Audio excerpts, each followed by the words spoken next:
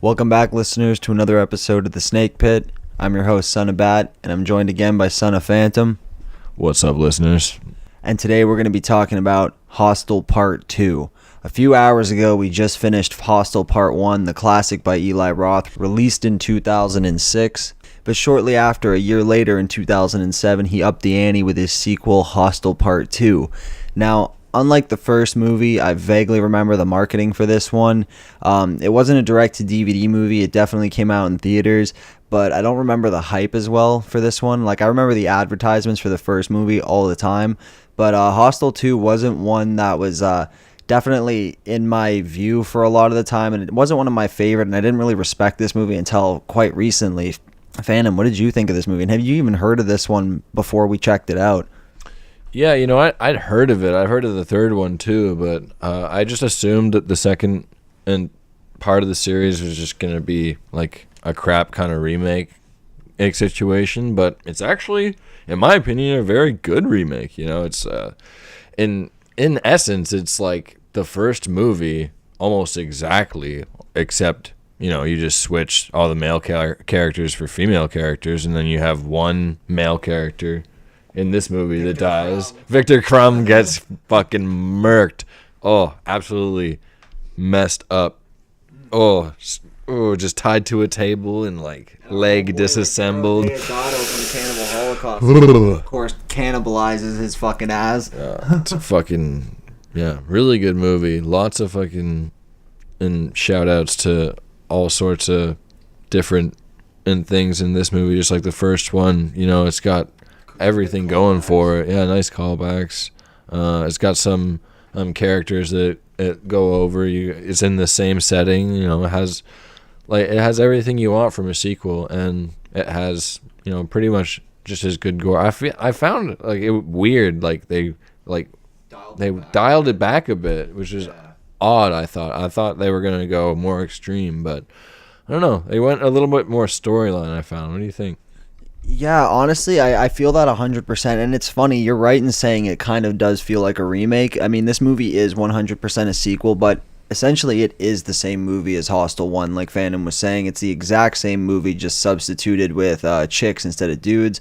I mean, instead of them hitting the whorehouses all the time, they're kind of going to museums and spas and shit, but it's more or less the same movie.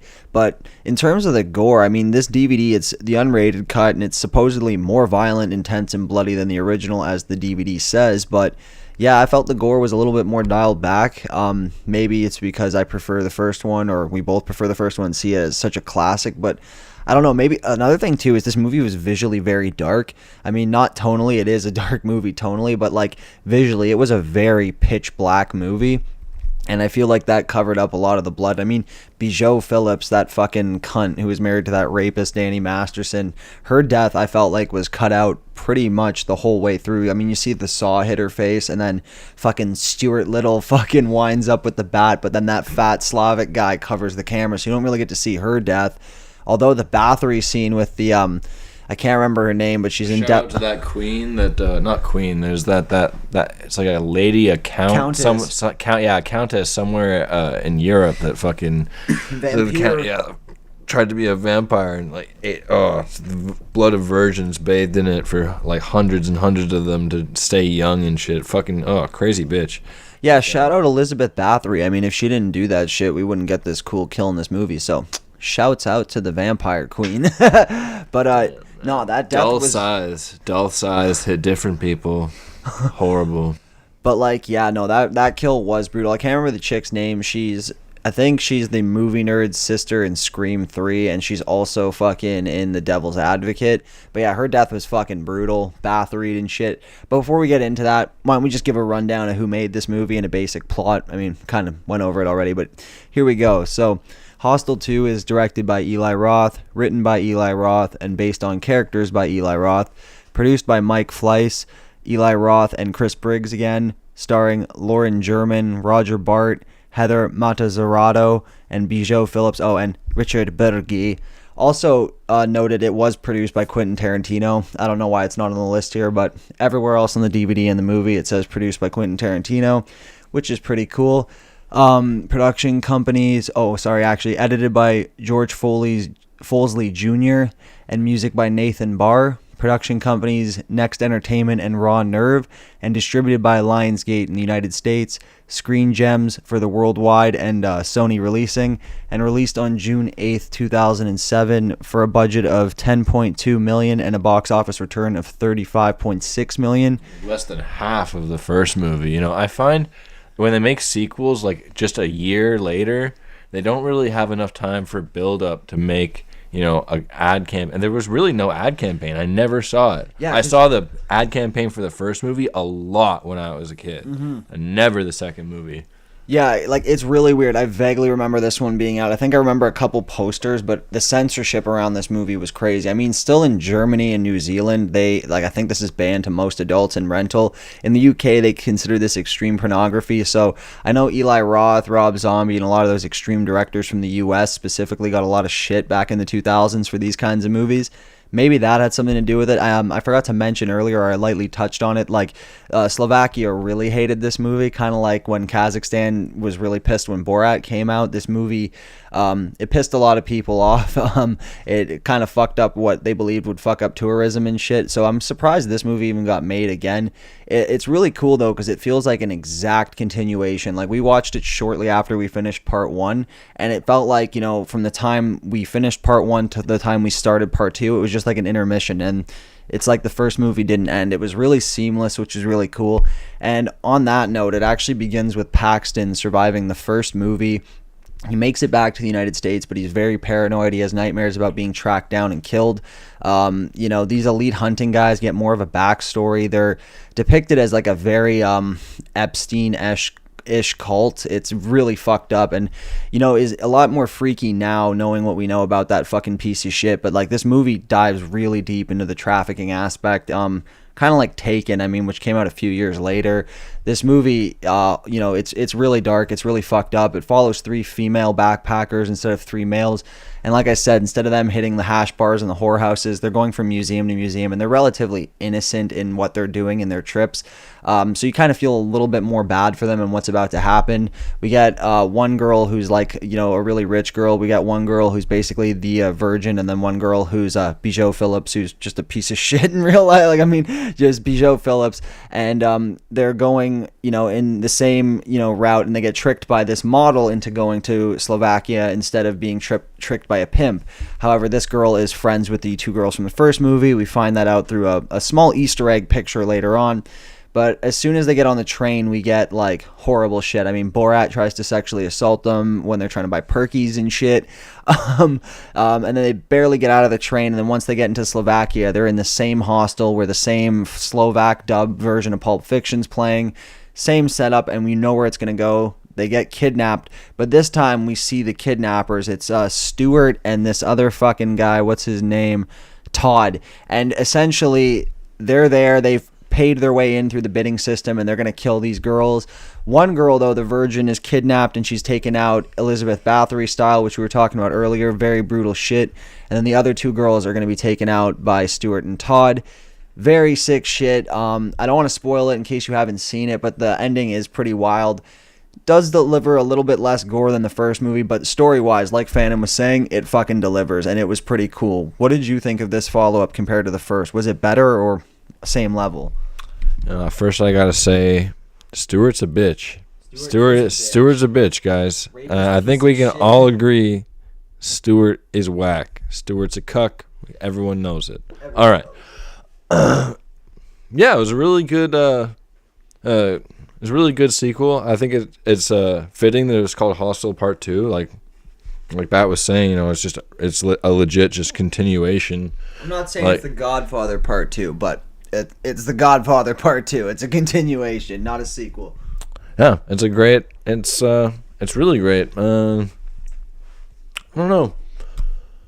It's my first time watching it, so just soaking breakdowns. Yeah, I'm soaking it in. It's like still just as scary, just as messed up. I think showing more of the trafficking aspect of it in the beginning of the movie really, like, it was kind of like, you know, serving the fans, you know. It was kind of sobering too, whereas like the first movie it was just a bunch of party bros getting tortured. This one it's like you know, you It's get like, to see how real this fucking shit. It's not yeah, just like like a movie, motherfuckers it's like, getting targeted. It's like, oh wow, this is like, yeah, they're showing much more of the system put in place to actually have this happen, and it makes it more real. You know, definitely. Yeah, that's a really messed up movie. We rate this thing now. yeah, man, go for it. Honestly, like, in my opinion, it's just as good as the first one. I'm gonna give it the same solid 8. You know, I think it's a good movie. I don't think it's like the best movie, but it's up there. I'd put it on the same level as 1, and people should definitely watch it. You know, it's I'm glad I've watched it now. I'm kind of sad that I hadn't watched it before. Like, I really wish they put more out to make people watch this. Yeah, like, I wish I knew more. was bigger. Yeah, for real. Yeah, you know, like Phantom was saying, I think this is, you know, I wouldn't say just as good. I think this is a little bit better than the first movie, but it's on par. This is back when Eli Roth made some great fucking horror movies. This movie, I don't know. I think the background on the elite hunting just kind of does it for me. If there was more of that in the first movie, I think 1 would edge it out. 1 is still my favorite go-to movie, but in terms of like story and shit, I think 2 is I don't want to say way better. I think it's just a perfect continuation to part 1. Like, you can bookend this movie. Like, there's so many like callbacks and shit. Like, the fact that they went so far as to go back on location, they reused the same building. There's little details, like you notice the fence is like now fucking steel and electrified. Like, there's no way these fuckers are getting out this time. You know that there's going to be some high stakes in order for someone to get out. It's just not going to be like part 1. And instead of a pricing system, it's now a bidding system. So there's more money. So there's more guys with guns guarding everything. It's like it's little things like they're really intricate. It's actually very cool. Yeah, like, instead of handguns, they got AKs and shit now. There's definitely more dogs. There's more. It's more of a paramilitarized feeling. It's really fucking cool. It's very interesting. It's very fucked up though in hindsight, because this does actually happen. It does make the movie a lot more intense and a lot more scary. You do really feel bad for the 3 chicks that get in this fucking situation. I mean, you do feel bad for the other guys, but there's no real like background. It's kind of just like a random boom, there you go, and you know, the movie's on. Whereas this one, it's, you know, maybe time just made it age a lot more like horrifically. There's also a story that Heather Mazzarato had been sober for about a year when they started filming, and that cunt Bijou Phillips tried to make it her mission to make this girl relapse and cause her life a living hell. Kind of soured the movie when we read this fact. It's pretty fucked. I think the Weinsteins might have had something to do with this if this was a Miramax Screen Gems and shit. But I mean, you know, Tarantino, he knew those people. It's crazy because the film industry is littered with people like this. Like, they show a scene when the girls get trafficked, and you see all these rich business type people from all over the world bidding on them and shit. I couldn't help but think to myself, I'm like, yo, I wonder how many producers and like Hollywood types do this exact same shit. Like, I wonder how many people who, and you know, that made me think too, maybe that's why this movie didn't get as much of a wider release as the first movie. Because there's a line when, before Paxton gets killed, when he's trying to talk to his girlfriend about it, and he's like, yeah, they kill kids over there. Like, he explicitly said kids. And then you have this whole bidding system with all these rich people and shit. It made me think maybe this hit a little too close to home to some of the elites, and they tried to like, maybe not bury it, but try to like bury some of the hype around it. Like, this was a really I guess shocking would be a good word because of how true it is. But yeah, fucked up movie, makes you think. Definitely solid. For the reasons I listed, I'd probably have to give it a 10, because to me, with a horror movie, a 10 a lot of the times, not all the times, but a lot of times, has to be something that makes you think well after you see it. And while Hostel is a nostalgia piece, and I do love Hostel 1, 2 makes me think a lot more. Certainly a lot more than part 3, which one day we'll get to when we run out of movies to talk about. But Hostel 2 is a very dark and nice follow-up, a good bookended sequel. And it's pretty fitting that on the UMD for PSP, they released just part 1 and 2, because it's like, that's perfect. These movies only needed the 2. I heard there's talks about a TV series somewhere down the road, but I hope to fuck that never happens, because again, 1 and 2 are perfect. Very twisted movies, but again, for me, a 10. Eli Roth, step your game up, make some better horror movies, because what the fuck, man. Hostel 1, 2, Cabin Fever, and for the most part, Green Inferno were pretty good, and now you're just making some whack shit. But yeah, if he ever came back to a Hostel 4, I'd be open, because, man, this was a pretty cool series. I mean, it doesn't really need to get any further explanation or any sequels, but if he did come back for a sequel, I would be interested to see how far wide the scope can go, if it can go beyond just Slovakia. And I mean, If Eli Roth came back, would you be interested? I mean, Borderlands. Yeah, totally. Fucking Hostel Part 4 could totally happen. Like, people are much more desensitized to gore now. Like, you could remake something super sick. Especially with the Totally Epstein shit, could. you could probably go harder Yeah. with the fucking Elite Hunting Club, you know? Like, we were even joking at the end because the rich girl, spoiler alert, she buys her way out because Stewart fucking gets the jump. She gets the jump on Stewart. She buys her way out. I mean, she's like a skinny, like, broad with black hair. She gets the tattoo on a spot you can't see it. And I looked at fucking Phantom. I'm like, hey, yo, this is Ghislaine Maxwell's backstory right here, bro. So you never know. This movie could branch out and go global. You could see more of the fucking working parts. But yeah. Yeah, man. Like, this was a really good one. It's a fucking good one. Fuck. Hell yeah. So that was Hostel 2. If you guys like this episode, don't forget to comment, like, subscribe, all that shit. It's been a blast reviewing these two classics. And we'll see you in the next one for hopefully something just as equally or more fucked up. But you know what it is. Peace. Peace.